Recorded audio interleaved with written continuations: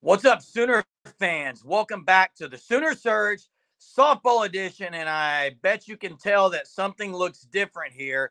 And it's not the fact that Jay and I look any different because we're identical twins. But down on the bottom of the screen, you can see new and improved look of the Sooner Surge. Thanks to our guys behind the scenes.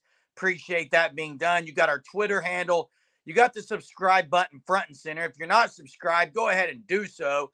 Turn on those notifications. Got our Spotify link. Yeah, we're here for you guys, our viewers. Make sure you're part of what's going on here at the Sooner Surge.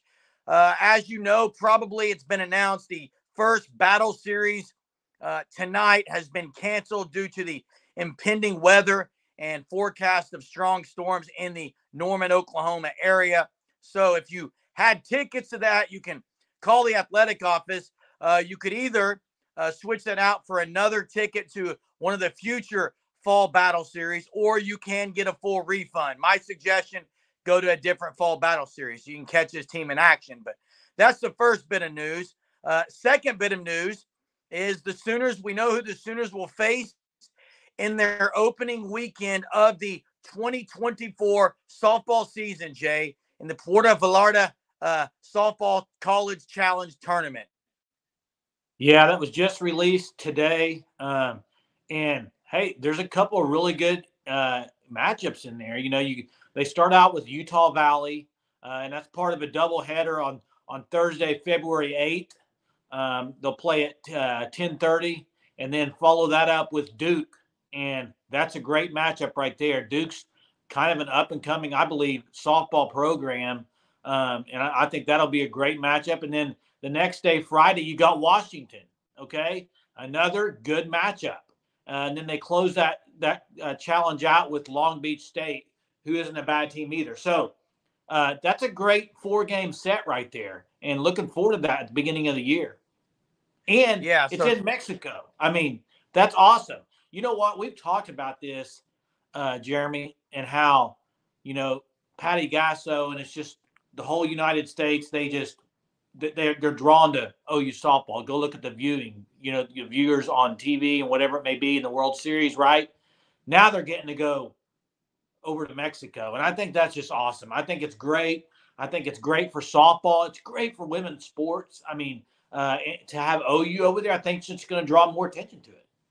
Yeah, and this is the third time they've played here in this tournament. Very prominently well-known tournament. Back in 2020, they went 4-0. I think I was reading, outscored their opponents 27-9. 2017, they went 500 at 2-2. But looking at this year's field where they're playing and who they're playing, 3 of the 4 were postseason teams last year. Long Beach State was postseason, Duke was postseason, and Washington was postseason. So that's 3 teams that were in the postseason last year that OU gets to open up with in the season. So they'll have some battle tested early with teams that are legitimate, postseason teams that are going to win a lot of games this year. So I'm excited for February 8th. That's about 4 months away. Super excited about the fall battle series. Very disappointed that we couldn't get that first one in tonight. We knew the weather was going to be a possibility, but at least there's some good news. So now you have the Puerto Vallarta College Softball Challenge announced, and you have the Mary Nutter. So there's 2 tournaments that they're going to be in, and then the rest of the schedule should be pieced together fairly soon and announced, I would expect, in the coming days. Yeah, and you got those 2 classics basically, one at the beginning of February and one closer to the end of February. So it's going to be a great month for softball with those 2 tournaments or challenges, whatever you want to call them. But great kind of front end of the schedule, and then we'll see what the rest of it looks like. You're right.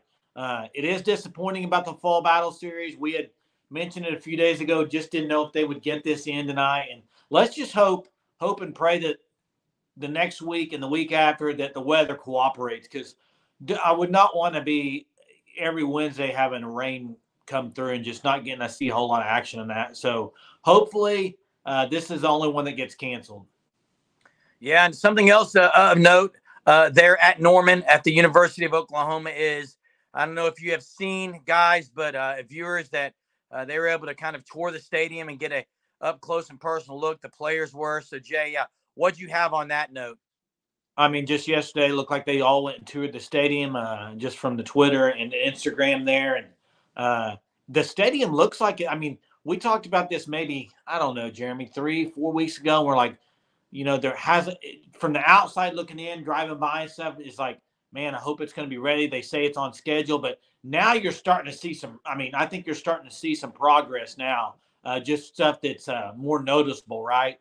They got to tour it yesterday, and just I'm sure they're so excited. I mean, how could you not be? I mean, playing in a brand new stadium, they know that it's going to be ready for them day one. That's just got to be super exciting for them. I know Josie about 2 weeks ago mentioned that the turf would be going down, you know, several days from then. It hasn't yet, according to the pictures that I've seen. I don't see that the turf is in place. You can see the backdrop, the press box area was pretty much looks like you can see the completion of that in the near future. And yeah, hopefully the weather cooperates for them as they're able to work there and complete this build of just an enormous opportunity for fans and players alike and coaches and athletes alike to have really the best of the best there in Norman, Oklahoma. That's exciting. You had the commits yesterday, the sisters that committed. So even though there's some disappointment with the fall battle series being canceled, OU continues to have big things happening surrounding the softball program. Oh yeah, I mean, just 2025 class now that gives them what, 6 commits, and then adding Riley to the 24 class.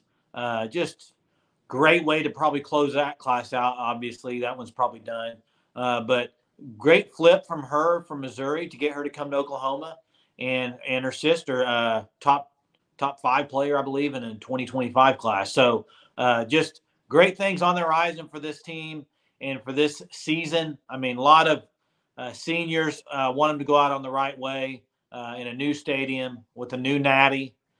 Should be a great season, and I'm pumped. Another week before we get to actually watch them in action, but I'm ready for it. Yeah, we've waited long enough, and we'll wait another week until next week for this again for the Fall Battle Series. And like you said, exciting times ahead.